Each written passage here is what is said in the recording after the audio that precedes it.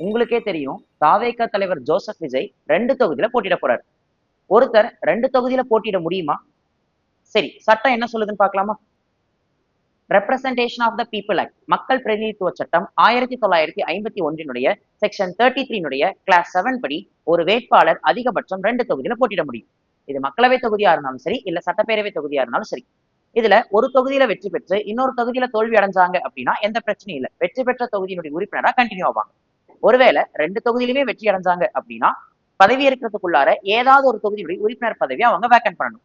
இல்லைன்னா article 101 and 190 படி election commission of India என்ன பண்ணுவாங்க அப்படின்னா 2 சீட்டுமே வேக்கன்ட் பண்ணி வச்சிருவாங்க. அந்த 2 தொகுதிகளுக்குமே இடைத்தேர்தல் அப்படிங்கிறது நடத்தப்படும்.